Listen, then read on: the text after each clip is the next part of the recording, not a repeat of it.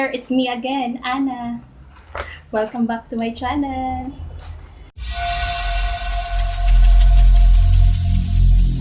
Every single day, I'm gonna make something great. That's my... I'll make my do-it-yourself installation of turnout. So, mag-unbox muna tayo. Ito pala yung brand, No Jean. So, nabili ko lang to ng 290. Unbox po natin. Careful, it's matulis sa mga babies. Okay.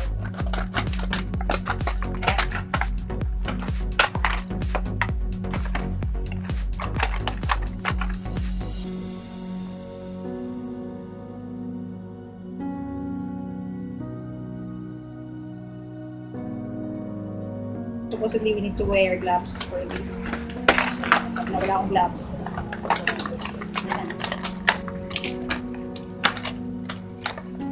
Okay, eto na po siya.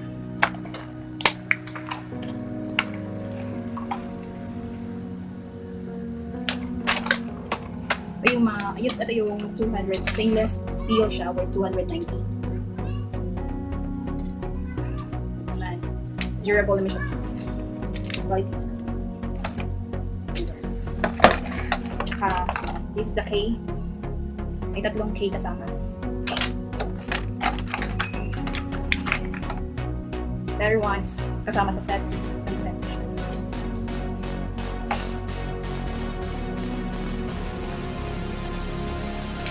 Standard lang ito natin. So, di worry ko. Di meron siya dati. Nasira ito. So, mag-experience na tayo. Ito din siya. Kasama sa set. Ito din po. Nakaseal pa siya with a screw. So, check inside.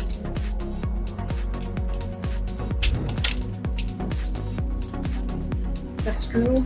And the other one. What's this? Oh, I know this is a screw.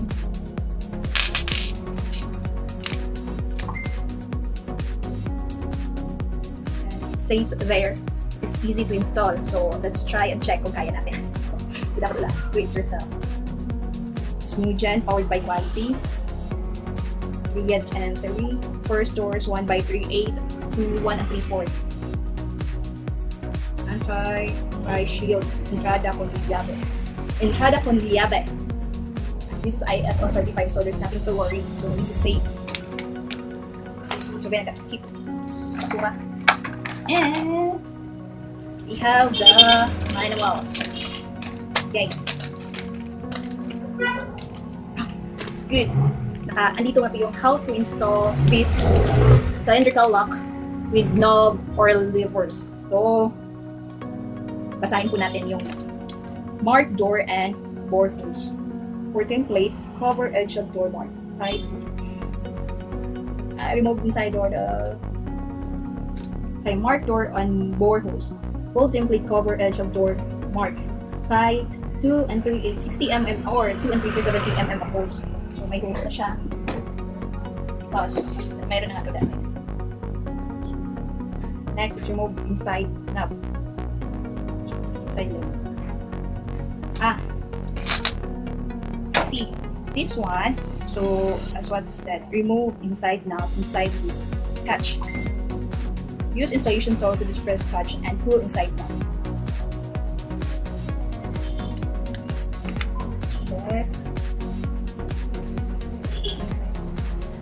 Inside knob. So this is one, the inside knob. Tapos may ganito siya. So ito sabi as inside knob. And then, gonna use this screw to depress, catch, and pull inside knob. To depress, catch, and pull inside knob. Now here. Siya. Press natin. To pull, para mahila yung inside knob. So this is the inside knob. Press natin. And ready na kayo. Okay, 1, 2, 3, press. Oh. Get it. Okay, na-pull na natin. Next is install the body. So, di lang pala yun. Ito yung tatanggalin kasama ko. Oh. So next step. Install latch and lighten it with screws. Rotates outside rows, makes leaf projecting by symmetrical about door. Let latch link with the body dependently. Install latch and tighten it with screws. Rotates outside rows, makes leaf projecting by symmetrical about door. The latch link with the body dependently. The latch link with the body dependently. Okay. So we're going to install this one. So outside knob. Outside the ring. So this is one the outside knob and outside it. So install natin.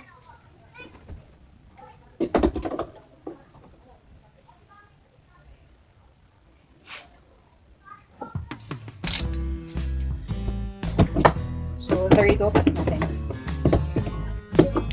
This one pala. Ito yung pinakamalaki sa parang may butas. Sira-sira na kasi siya kasi may nakatira na dati dito. I don't know kung ano nangyayari. So, mag-install na tayo ng bagong. Let's put this one here in the right side. So, ito po yung outside knob. Okay. And then, gonna put. So, ito yung latch. This is what we call a sludge. Latch po siya. Tagalin muna natin. The plastic cover shows na stainless talaga. So, it's not made pero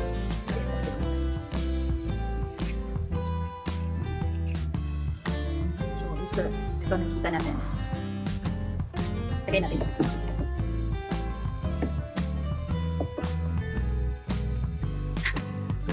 So, this one makikita nyo, ito yung parang may slide. And then, ito yung parang ito yung naglalak. So, we're gonna put this one. Yung may parang mas slide dito sa outside part. So, ito yung sa inner part. Yung sa loob ng room. So, pasok natin. And then, diba nakikita natin ganito, may siya open. So, mas meron to siyang, yun yung pagpasok natin. Yun yung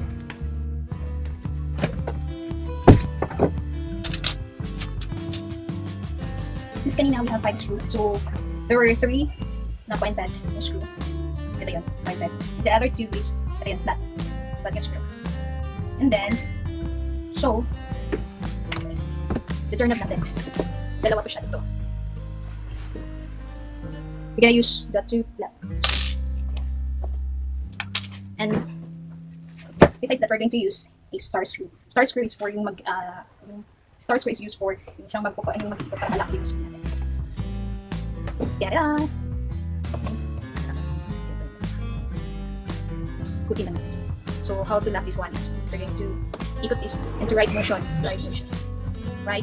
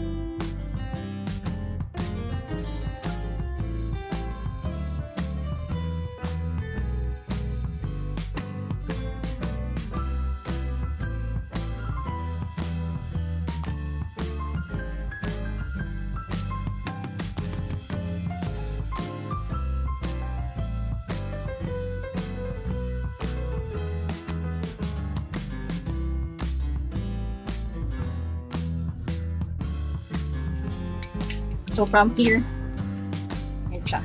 I-remove natin yan.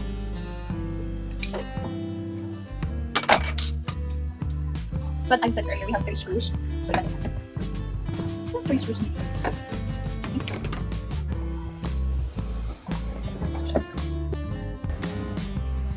We need these two flat. We need these two flat. Here pala. So we need to detach this flat one screw. Because this screw. Ito yung gagamitin natin sa inner. Yan. So, ilan na.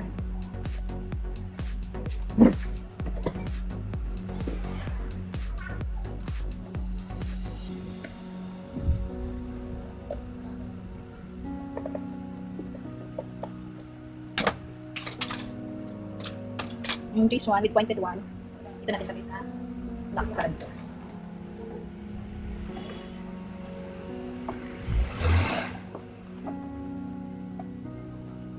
So that is good. This one. Susunod siya. This lock already. So, tapusin natin itong isa.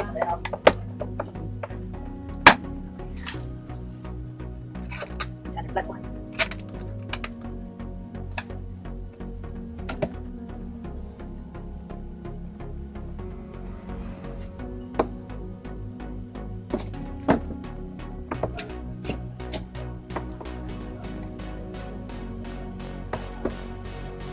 So this is totally locked.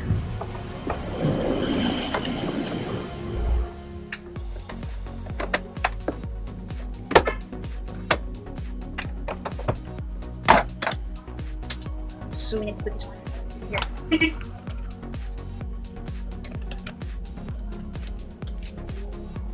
Yung nag-lock.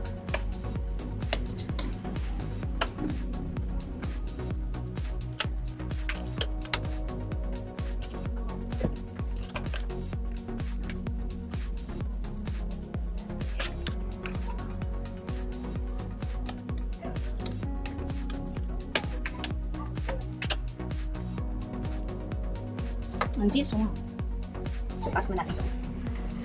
Kanina yung ito.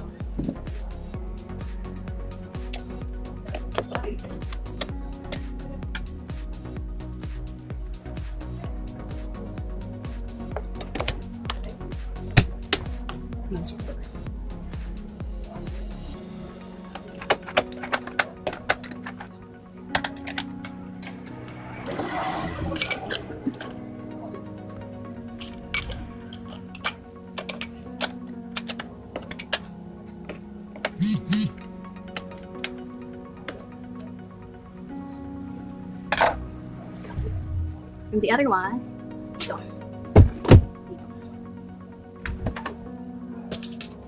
Ingay sila, i-mute na lang natin. Mag-dab na lang ako.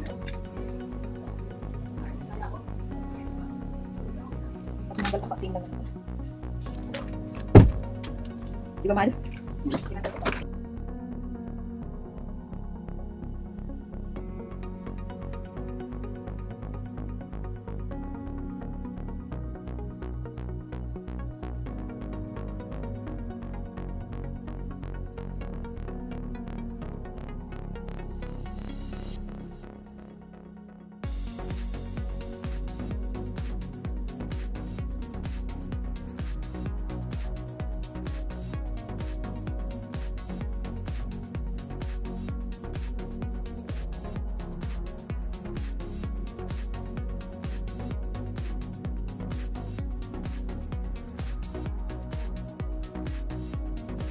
So, this is my first DIY or do-it-yourself video. Hope may natutunan ako and same as you guys. So please don't forget to subscribe, like, and comment down below para update and tap the bell down below para updated po kayo for my next video. Hope nag-enjoy po kayo. Thank you! Bye for now.